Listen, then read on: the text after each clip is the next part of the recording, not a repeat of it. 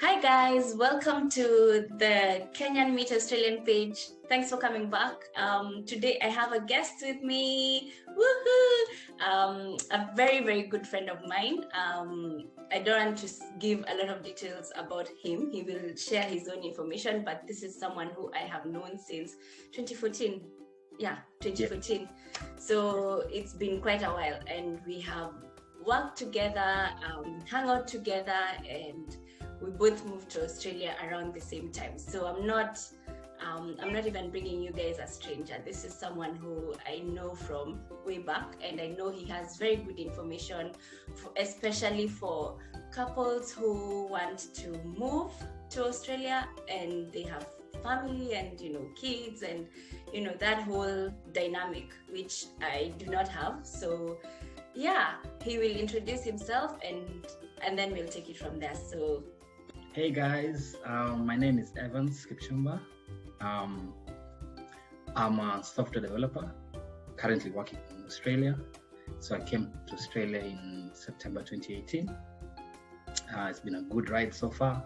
I've known Ngechi for ages, and she's an awesome friend. She's wonderful. I also follow her page, Kenyan Meets Australia. So I came to Australia with my young family, my wife and my son, who's 6 years old now. That's basically me at the moment. Yeah. Which part of Australia are you in? Because we are not in the same state, hence why we are doing Zoom. So which part of Aussie are you at? So I live in Victoria, and I live in the western side of Victoria. Okay, cool. So how has life been since you came to Aussie? Wow, interesting. I think the thing is, I wasn't surprised when I came here because I had already visited here in 2014, courtesy of my sisters. So I have two sisters who live here already, and so they got me a ticket back 4 years ago or 5 years ago, just to visit and see how it is, and I like the place. So hence why I chose to come here. I love it here. It's been good. I can't say it's perfect, but it's different. Let me just say it's different, and I always wanted something different at some point in my life. And the opportunities are many. The infrastructure is good, as you all know. In most countries abroad. So it's just a different experience so far, and maybe I'll elaborate more on some parts of that. How was it for your wife and your son? Because for her it was different. It was her first time to come. How did she find it? And your son, I mean, he was younger, but how was it for the two of them? First of all, convincing my wife to come here was a different story. That was a different story. But she agreed, and I'm grateful for that. But it was like a different experience for her. I think one of the things I have to give it to her is that she was brave. She was brave to come here. It was like a risk, It was like a risk because I'm the one who was applying for the whole thing to come here, and they came on board. So I guess she's adapted well. She's adapted well since she came here. She knew because my sisters and my family had kind of prepped her, and some of her friends as well had kind of prepped her and told her what to expect when you go abroad. It's kind of it's not easy. It's kind of a tough life, and you have to be flexible. So if for instance, whatever profession she was in, she was doing IT. She was in IT support, and when you come here, it's not easy finding those jobs, like office jobs, or what you call white collar jobs. And so she knew that in advance, and she was ready to kind of change to fit in for if it doesn't work, if she doesn't get a job in IT. So that it's worked out so well so far. And my son was I think 3 years when he came here, something. He was pretty young, and he's adapted well. It's been a struggle. I think from the Kenyan lifestyle, because Kenyans interacting with kids and playing and just playing, but here coming here is a bit structured. He has to go to class and concentrate and do all that stuff. And being a new new land, is seeing most people as white people in around. So I can say it's really trying. It's been a journey. The last almost 3 years now. Yeah, it's been a journey. Yeah. Yep. Good stuff. So I want to ask you how the process for you coming to Australia was.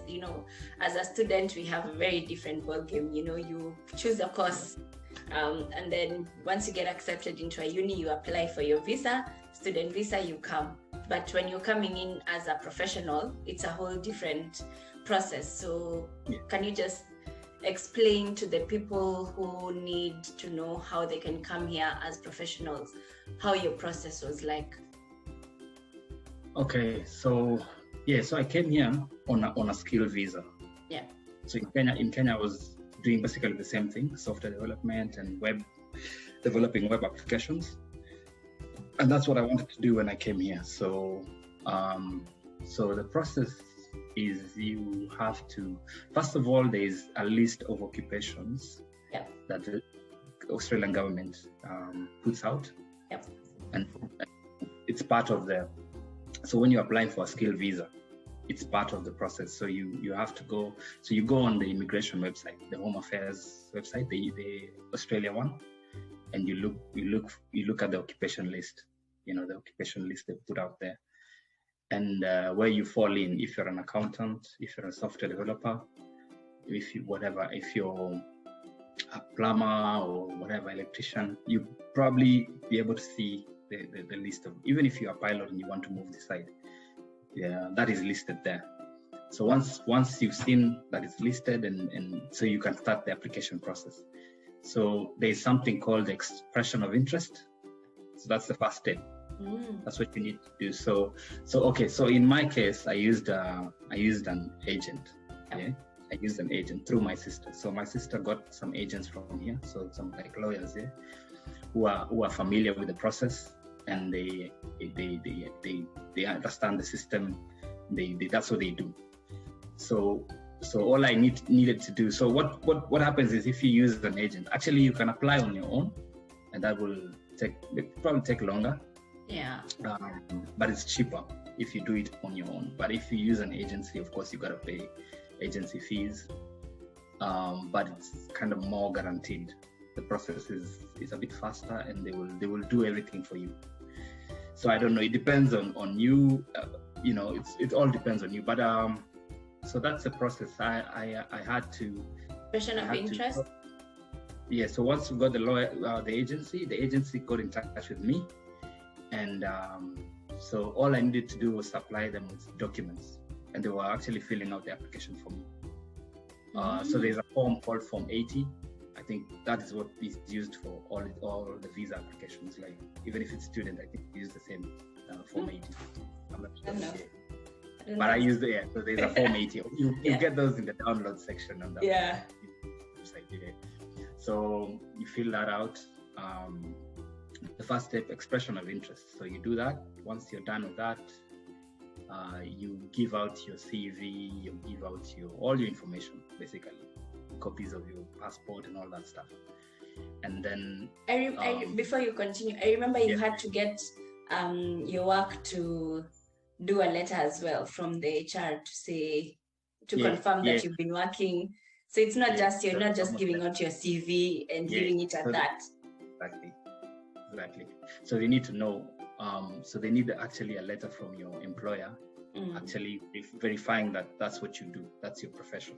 So if you're a software developer, or you're web developer, or you're a designer, or whatever, a nurse, a doctor, whatever. So you have to have that.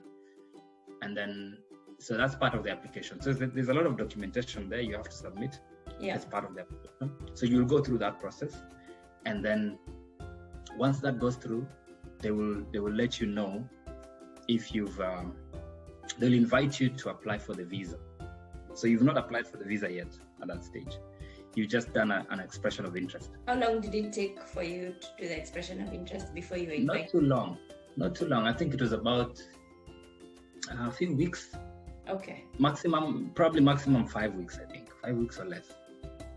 It's a bit faster, but the whole process is long. The process, if you want. Yeah. When did you start? If you want a skilled visa, it's a long process. Yeah. You have to be. That's the thing. So I had done some research on the website and I'd seen that it takes about a year and a half. Some can even go up to 2 years. So I started mine in sometime late 2016. I remember. Late 2016. And then, because I remember telling Ngechi and some of my friends, and I was like, yeah, I'm planning to go to Australia, so I'm starting this process. And I actually felt like it reached a point where my friends were almost telling me, "You Australia, are you really going? Are you really going or not?" You know, because I applied for mine and I got mine faster than yours. Yeah. You remember I got mine faster than yours because it's a student visa. And you did it later. You did it way later. I think you got it the same year actually. We got it the same year, but I remember I started my application in Jan, and by July I was out of there, and you were still waiting. And me, I started my journey end of, was it 2016? Yeah. So and so it's a long process. You have to just be patient and start a bit early. So if you want to be here, I don't know, it depends on how you plan. So you can plan ahead and see.